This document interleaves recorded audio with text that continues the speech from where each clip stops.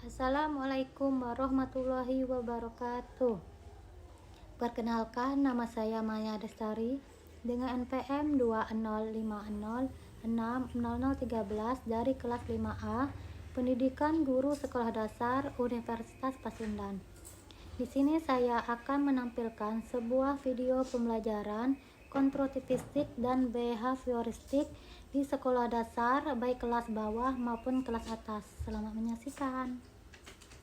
Selamat datang pada mata kuliah belajar dan pembelajaran mengenai implementasi teori belajar behavioristik dan teori belajar konstruktif.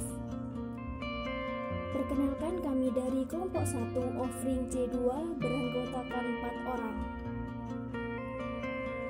Teori behavioristik dimulai dari stimulus dan respon, kemudian interaksi dalam lingkungan, lalu akan mengakibatkan perubahan tingkah laku. Siswa diandaikan botol kosong yang siap diisi oleh air sebagai perumpamaan dari pengetahuan, yang nantinya botol akan terisi oleh air. Jadi siswa diasumsikan belum tahu apa-apa, guru berceramah dan siswa mendengarkan dan mencatat saja, kesempatan bertanya kurang. Contohnya, ketika guru memberikan studi kasus kepada murid, secara tidak langsung guru telah memberikan stimulus. Kemudian ketika murid mendengar dan berpikir apa yang disampaikan guru, artinya murid tersebut telah merespons stimulus yang diberikan. Di akhir pembelajaran, guru mengevaluasi apakah siswa sudah menguasai pengetahuan yang telah dijelaskan atau belum. Bagi siswa yang pandai atau memperoleh nilai 100, guru senantiasa akan memberikan pujian, bahkan hadiah. Hal sebaliknya terjadi pada siswa yang kurang pandai atau mendapat nilai jelek, guru malah akan memberikan hukuman dan teguran. Baik, berikut ini adalah video contoh implementasi teori behavioristik dalam pembelajaran di kelas.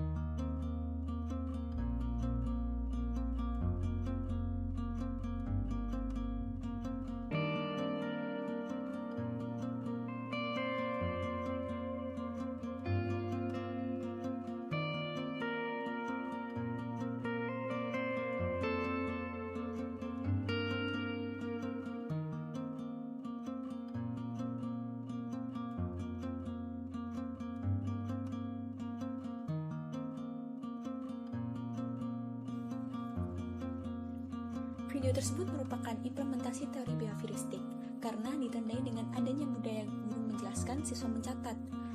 Selain itu, pembelajaran juga menggunakan sistem teacher center, di mana guru mengontrol penuh jalannya pembelajaran, sedangkan siswa kurang diberi kesempatan untuk mengembangkan sendiri opininya. Fakta-fakta inilah yang menjadi bukti implementasi teori behavior. Hai teman-teman, di sini saya akan membahas tentang teori konstruktivistik mengenai gambaran umum dan implementasinya. Disimak ya. Apa yang kalian ketahui tentang teori konstruktivistik? Nah, iya, teori konstruktivistik ialah teori belajar tentang bagaimana membangun pengetahuan dalam individu itu sendiri. Berikut mengenai ciri-ciri pembelajaran yang menganut teori konstruktivistik. Teori ini mendorong terjadinya kemandirian dan inisiatif pada belajar siswa atau peserta didik. Dan yang kedua, teori ini berpandangan bahwa belajar merupakan suatu proses, bukan merupakan pada hasil. Dan yang ketiga adalah teori ini menghargai peranan pengalaman kritis dalam belajar. Misalnya ada beberapa peserta didik yang memiliki pemikiran kritis, yaitu selalu bertanya pada tenaga pendidik, yakni kita hargai karakter tersebut. Dan yang keempat adalah memberikan kesempatan pada siswa untuk membangun pengetahuan baru. Pembelajaran konstruktivistik dapat dilakukan dengan cara yang pertama, berpusat pada peserta didik. Yang kedua, membutuhkan komunikasi dan kerjasama. Jadi, antara tenaga pendidik dan peserta didik harus saling berkomunikasi untuk berdiskusi ataupun membahas suatu masalah yang terjadi, dan harus saling bekerja sama untuk menyelesaikan masalah tersebut. Dan yang ketiga adalah mementingkan penciptaan situasi, karena situasi ini penting dalam berlangsungnya proses pembelajaran konstruktivistik ini. Dan yang keempat adalah belajar merupakan perilaku sosial, yakni belajar tidak dilakukan sendirian, tidak dilakukan secara individu, tapi dilakukan secara bersama-sama. Dan yang kelima, pembelajaran harus efektif. Dan yang terakhir ini rekonstruksi. Rekonstruksi ini ialah mengubah pengetahuan lama menjadi pengetahuan baru. Berikutnya adalah implementasi teori belajar konstruktivistik.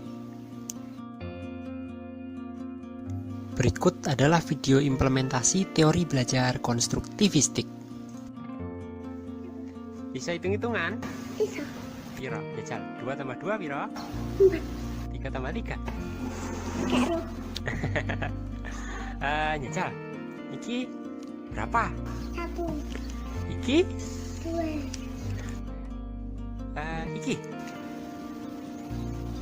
2, 3, 4. 4 ya?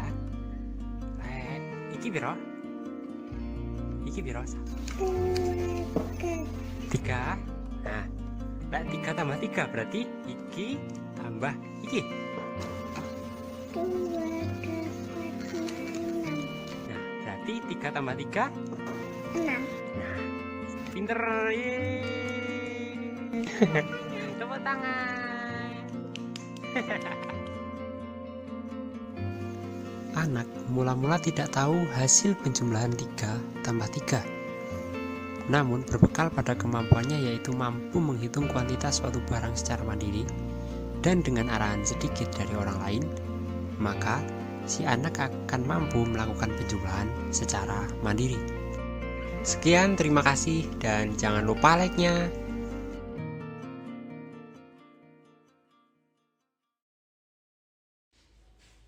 Terima kasih sudah menonton videonya sampai selesai. Semoga ilmunya bermanfaat bagi kita semua. Wassalamualaikum warahmatullahi wabarakatuh.